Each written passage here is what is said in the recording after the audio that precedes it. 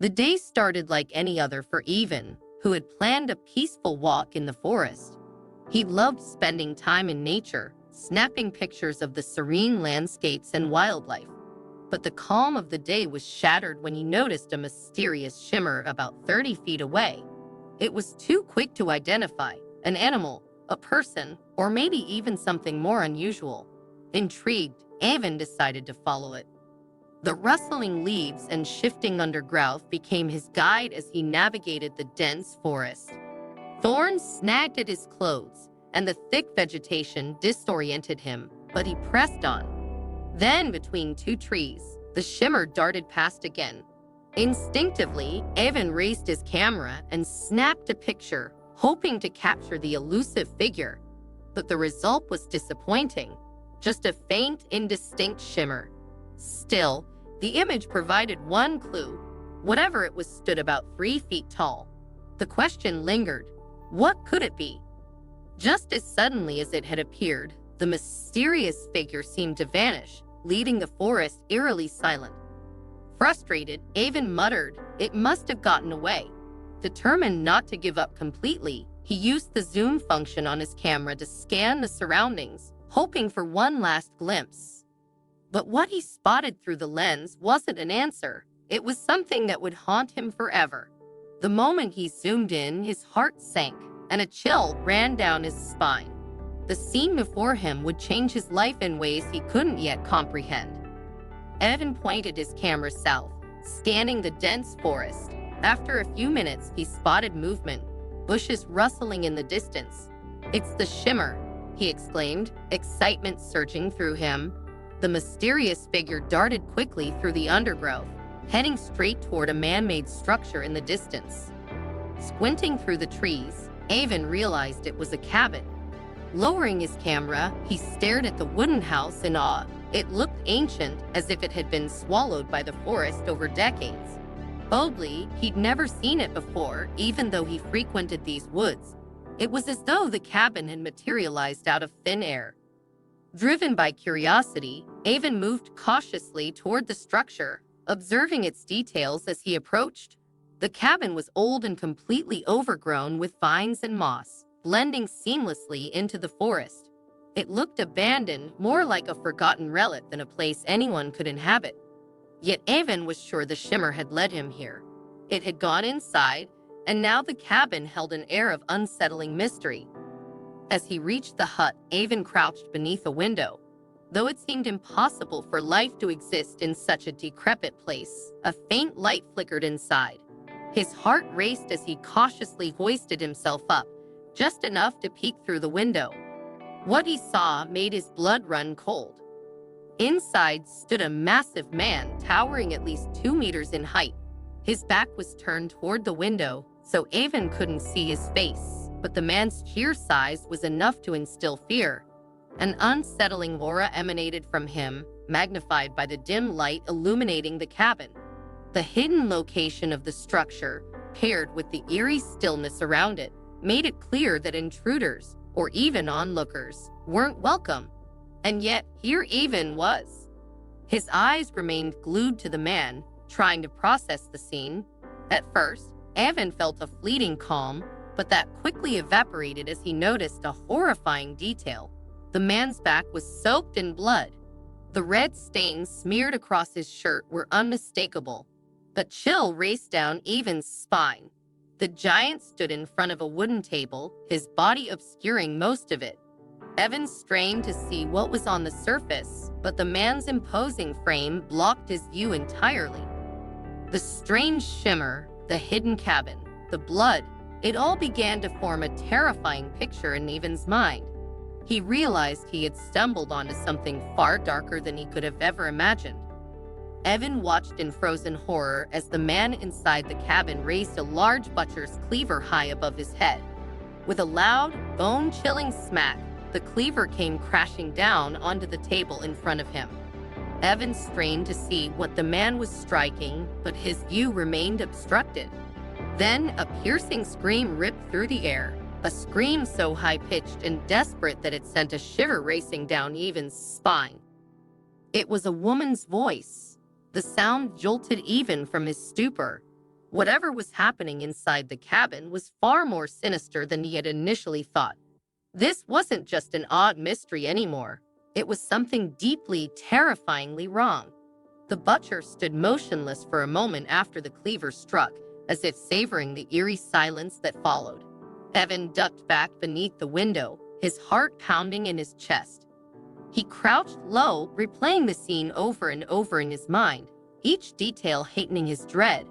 Was that scream a cry for help? Had he just witnessed a murder? The horrifying possibility settled heavily on him. His initial curiosity about the shimmer now seemed like a terrible mistake. Was the shimmer he had followed the victim? The high-pitched scream could easily have belonged to a child, or worse, a little girl. Evan's instincts screamed at him to flee.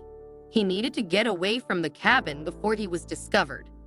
Slowly, he backed away from the window, careful not to make any noise. Then, in a burst of adrenaline, he turned to run. But his first step betrayed him. His left foot collided with a metal bucket sitting beside the cabin. The clanging echoed through the quiet forest like a gunshot. Evan stumbled forward, landing hard on the ground, the impact knocking the breath from his lungs. Panicked, he scrambled to get up, but something caught his eye as he turned his head. Just a few feet away was a towering pile of ash, smoldering faintly as if it had been burning mere hours ago. Evan's fear doubled when he spotted something among the ashes. Bones. Large, unmistakable bones, scattered throughout the heap, shared but still discernible. His stomach churned as the grim realization struck him. This wasn't just an ordinary fire pit. This was something much darker. Evan's terror surged. He needed to escape, but he also knew that leaving this place might not be so easy. Evan's pulse quickened as dread consumed him. Are those human bones? He wondered, his mind racing with horror. Fear gripped him like a vice. What have I gotten myself into? It dawned on Evan that his own life might now be in peril.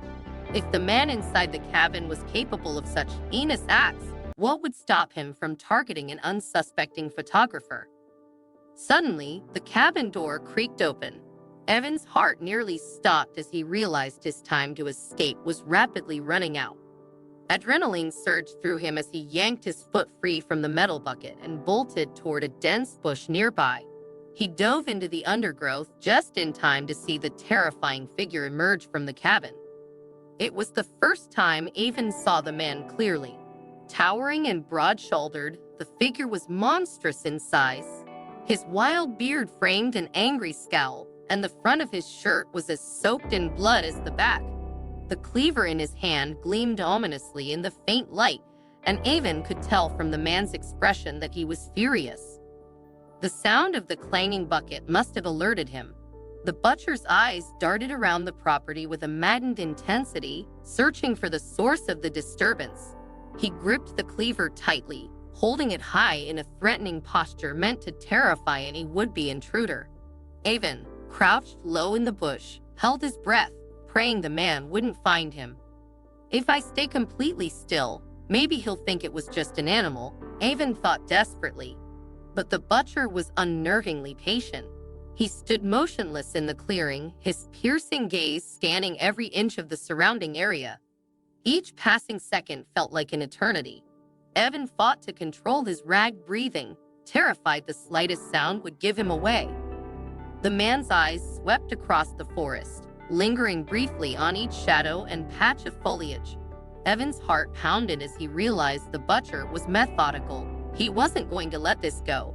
Then, to Evan's horror, the man's gaze fell directly on the bush where he was hiding. Their eyes met. For a moment, neither of them moved. Evan's mind screamed in panic. He knows I'm here. His cover was blown, and there was no point in pretending otherwise. The butcher's furious expression twisted into something even more menacing, his cleaver still raised in readiness. Evan had no choice. He had to run. Without hesitation, he launched himself from the bush, branches snapping as he broke free. His instincts screamed for him to move faster, but fear made his limbs feel heavy. He could hear the heavy steps of the butcher behind him, the cleaver slicing through the air as the man gave chase. Evan knew that his only chance was to outpace him and lose him in the dense forest. The serene woods that Evan had cherished for their beauty and tranquility had transformed into a nightmarish maze. He sprinted through the trees, his every step driven by the sheer will to survive. Evan didn't hesitate. He spun around and bolted, running for his life. Panic surged through his body as he tore through the forest, navigating dense undergrowth in a place he barely knew. His mind fixated on one thing: his car, parked somewhere to the north. Fear propelled him forward, and he didn't dare glance back. But the heavy, relentless footsteps behind him told him the man was close, chasing him with unyielding determination. For 15 agonizing minutes, Evan ran, the sound of snapping branches and pounding feet filling his ears. Finally, he stumbled into an open clearing. The footsteps had stopped a couple of minutes ago, and for the first time, Evan felt a flicker of hope. Maybe I lost him, he thought, gasping for air. He used the brief respite to catch his breath, his heart hammering against his ribs. His car couldn't be far now. If he could just make it there, he'd be safe. But what Evan didn't realize was that his nightmare was far from over. Summoning his remaining strength, Evan pressed on toward freedom. His thoughts raced as he moved through the forest. What did I just witness? He wondered. Was that really the hideout of a murderer? He resolved that if he survived, nobody would believe his story. Yet he couldn't think too far ahead. His focus remained on reaching the edge of the woods. Finally, after what felt like an eternity, Evan spotted his car in the distance. It was just 300 feet away, glinting like a beacon of salvation. Relief washed over him as he quickened his pace, muttering, "Just a little farther, and I'm out of this crazy place." His hand dove into his pocket to retrieve his keys as he crossed the last stretch of open ground. But just as he neared his car, fate struck. From behind a cluster of trees ahead, the enormous man emerged. He had circled around the forest to cut Evan off, and now he stood firmly in Evan's path. Panic surged anew. Evan was trapped. He had no energy left for another chase, but he knew he had to try. Spinning on his heel, he attempted to run in the opposite direction. "Stop!" A voice rang out, freezing Evan mid-step. The voice wasn't the deep growl of the giant man. It was female, young, and pleading. Evan turned, confusion overriding his terror. Emerging from behind the tall man's legs was a little girl, her eyes wide but calm. "Please don't run," she said softly. Evan stood paralyzed, his mind scrambling to process what he was seeing. The girl's presence defied the dark, horrifying scenario he had imagined. Mustering courage, Evan shouted, "What's going on? Are you going to kill me? I have the police on speed dial, so don't try anything." To his shock, the girl's response was unexpected and disarming. "Please, don't call the police," she pleaded. "There's no need. We come in peace and just want to explain. Will you let us?" Evan's gaze darted between the girl and the giant man, who now wore an expression of surprising gentleness. It only added to Evan's bewilderment. "Your father?" he asked, his voice tinged with disbelief. "What is this place? Who are you people? Tell me the truth and don't try anything." The tall man nodded, his posture relaxing. "No harm will come to you," he said, his voice calm but firm. "We just need a moment to explain." Evan remained tense, but curiosity overpowered his fear. He took a cautious step back, still ready to bolt if things went south. "Start talking," he said. "I need to know what's really going on here." The girl stepped closer, her small hand resting on the man's leg. Her presence seemed to soften the tension, but Evan's guard remained high. Whatever the explanation, it had better be good. Evan listened intently to their explanations, but his mind was still filled with questions. He couldn't shake the images of bloodstains and bones, the disturbing scream he'd heard, and the unsettling feeling that something wasn't quite right. "What about the blood on your shirt?" And the ashes with human bones? He asked, still struggling to make sense of it all. And that scream, it was human. It sounded like a murder. Todd, remaining calm, explained, "The blood is real, but it's not human. I shot a deer to feed us for the winter, and the blood was from butchering it. The bones and the ashes belong to that same deer. I burned the scraps to keep predators away." Evan nodded, processing the explanation, but his doubts weren't entirely a switch. "And the scream?" he pressed. Kelly, the young girl, stepped forward.